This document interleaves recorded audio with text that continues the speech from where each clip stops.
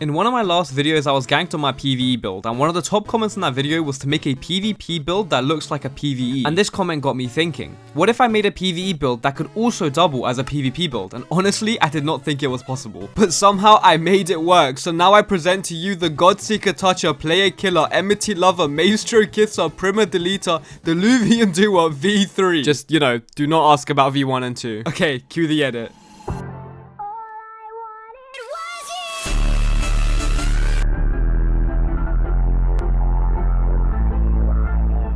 Okay, so getting into this video. This is probably the first ever PvE PvP build that I've seen at least, and believe it or not, it's viable in both PvE and PvP. And just to prove that, here's me winning a few chime matches and getting 1300 elo exclusively on this build, while soloing Diluvian, doing hell mods, soloing most bosses in the game with respectable time to kills, and still being able to run enmities with a full 5 stack. And the best part is, if I do get jumped in the depths, I can fight back. I'm not just running for dear life. The point is that this build can throw hands in any realm of deepwoken combat, and it has an insane amount of techs and synergies that are incredibly useful in both PvE and PvP, and I'm going to be showcasing the most of it in this video. So be sure to subscribe, it's free and it helps me out a ton. But with that, let's get straight into my best PvE build by far. So I guess we'll address this build's main gimmick first, which is how we can actually pull off a PvE PvP build. And well, the main idea behind achieving this is by focusing the PvE aspect of the build entirely on our M1, meaning the main source of our damage in PvE is our M1s, which leaves a lot more room with our mantras. Because we only need M1s to kill shit, we can basically get any mantra we want, specifically mantras like Revenge and Exhaustion Strike, which are super useful in PvP. Hell, the mantras have so little impact on the build that I didn't even go Dawnwalker since I didn't need it. I went Soulbreaker since I thought it would be funny, and turns out Soulbreaker is insanely good for PvE builds. I mean, first of all, Ardor Slicer just hits really hard, but that's besides the point. Being able to get iframes of Rhythm Advance and stalling whenever you want is really useful,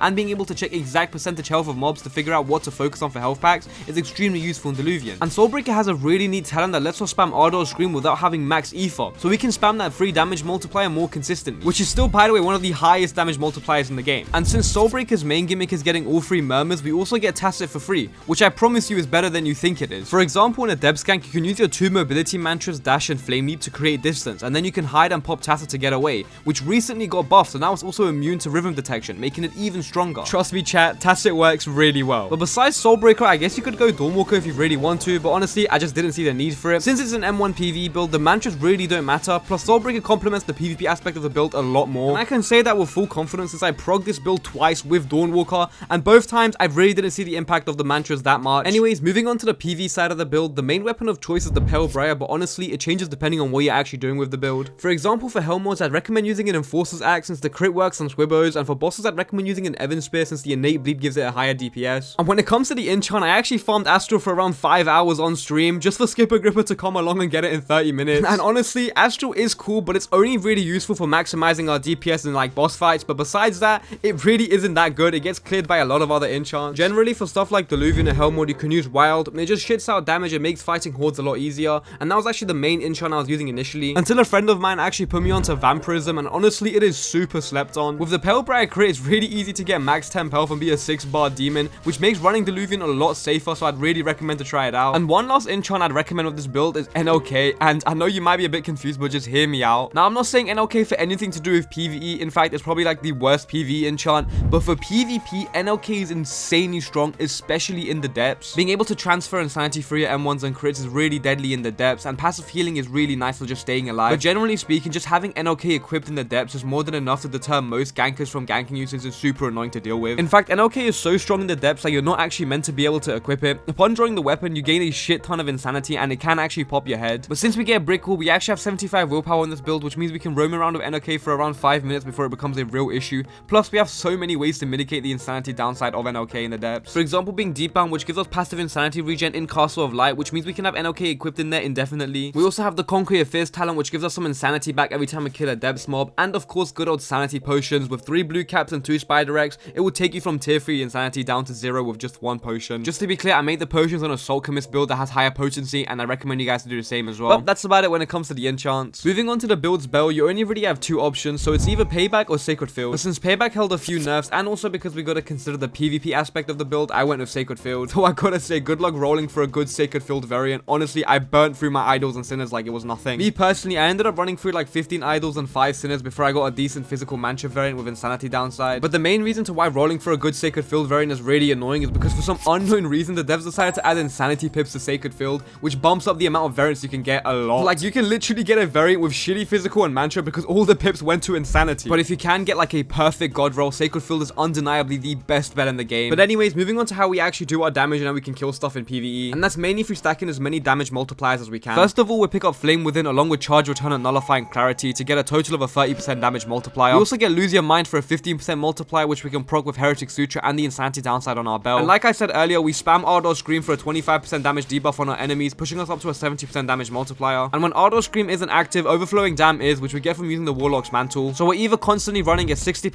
or 70% damage multiplier on this build. You probably noticed that we run Flame Within to proc a good chunk of our damage multipliers, and to mitigate the downside of this talent, we use 3 things. First of all, obviously we use Flame Whisk to heal back the damage that we're doing to ourselves. Secondly, we use a Parasol Planter, which actually makes damage over time attacks less effective, in turn lowering our self damage from the fire. And finally, we run Vampirism, since the temp health we gain actually takes the damage instead of our actual health. And when you combine all 3, it makes Flame Within way more spammable, so be sure to use it the second it's off cooldown, since it's just 3 damage. But now let's move on to another super interesting aspect of the build that I'm sure you've all been wondering about, and that's the build's kit. Now, since we're trying to balance both PvE and PvP, the build's kit kind of needs to reflect that, so I tried my best to find the perfect sweet spot when it comes to the kit. So I have around 50% DVM with 17% monster armor, while still having around 500 HP and around 35% physical and elemental resistance. Now, is it the most optimized kit for both PvE and PvP? Probably not, but it definitely meets both the criteria in the middle. But one thing is for sure, the 50% DVM definitely leans more towards the PvE aspect of the build, so to kind of make up for that issue, I go Sacred Field, which really helps with the PvP aspect as well. I hinted at this earlier, but let's say you were to get jumped and you just pop Sacred Field, you would be able to be a lot more tanky and have more room to potentially fight back or void. But honestly, the only real issue with the build is its super low ether count, so you gotta run blue gems on most of your mantras, but besides that, the kit is super well rounded. And that's about it for the build specific stuff, well, at least the ones that I'm giving out publicly. There are a lot of other things that I could talk about, but I'm gonna leave those to my members. So if you do want access to the exclusive text and synergies that I will be gatekeeping indefinitely, consider buying a membership. But that's enough of my hashtag ad. Let's move on to the actual like meat of this build and what it can actually do. So essentially, this build is the epitome of jack of all trades but master of none. It is truly the perfect build for everything PvE.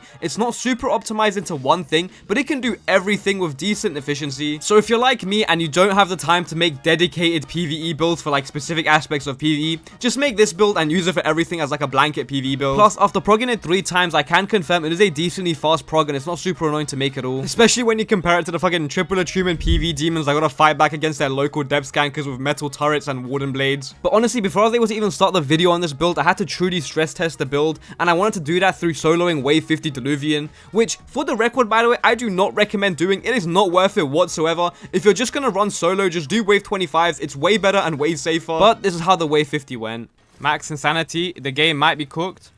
Where do I stand, chat? How much DVM we got? I got 50% DVM. Hardest wave, run. Shrine? Do I stand next to shrine? Next to shrine. Alright.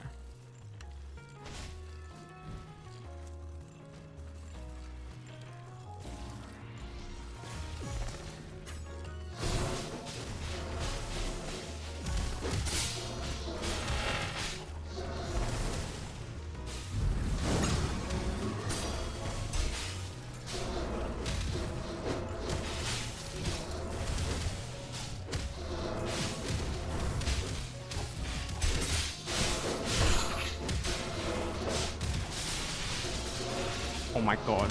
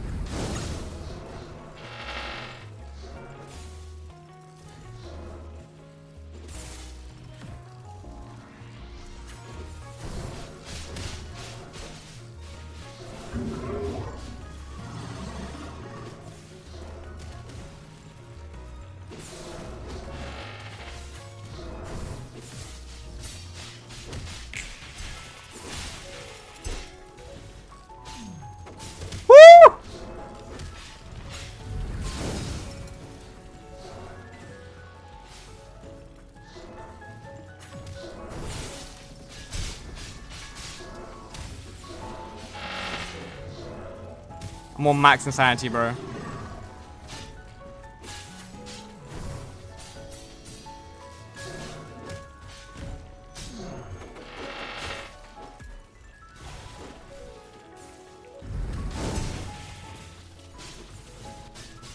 Holy shit, bruv. Holy shit.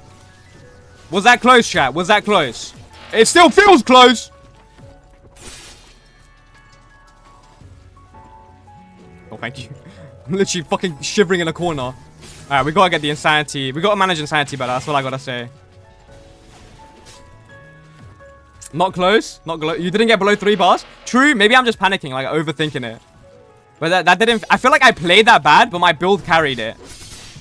Light work, light work. No reaction whatsoever, bro. I gotta start carrying sanity pots. Let me not lie. But to be fair, I'm on max damage right now for Lose Your Mind. Finally. Oh, that lightning fucker can wait. He's going first. There we go. Oh my god. Fucking hell, bro. Holy shit. Oh. Fuck, man. Let's go. Okay. Alright. Cool. Let's check out the loot, bro. Let's check out the loot. Let me not lie there. Okay, garbage. Actually, let's go for the loot, the mini ones. That's where the good loot's at. Oh, yes. Sinners. Finally. Give me more sinners. 1 sinners and 4 smiths, bro. Wicked chest.